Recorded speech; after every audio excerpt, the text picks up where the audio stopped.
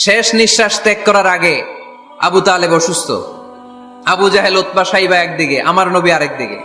আমার প্রিয় নবী বললেন, চাচা, আজীবন আপনি ছাতার মতো আমাকে আশ্রয় দিয়েছেন, আজীবন আপনি বাবার মতো কোলে পিঠে করে মানুষ করেছেন, একবার শুধু আমার কানে কানে বলেন লা ইলাহা ইল্লাল্লাহ মুহাম্মাদুর, বাকিটা আমি আল্লাহর সাথে বুঝে নেব। কিন্তু আবু জাহেলও পাশে আছে না নাই? আবু জাহেল কয় না, আবু তালেব খবরদার, আজীবন যে শিরকি ধর্মের উপরে ছিল ওইটার উপরেই থাক, বাপ দাদার ধর্মে চুন কালি মাখিস না। একবার আবু তালেব প্রিয় নবীর নুরানি চেহারার দিকে তাকায়, মনে মনে ভাবে এখনই পড়ে ফেলি কালিমা, মুহাম্মদের আদর্শই আমার আদর্শ বানায় ফেলি। আবার যখন আবু জাহেল, উতবা, সাইবার দিকে তাকায়, মনে মনে ভাবে না, আগের ধর্ম ছাড়তে চাই না।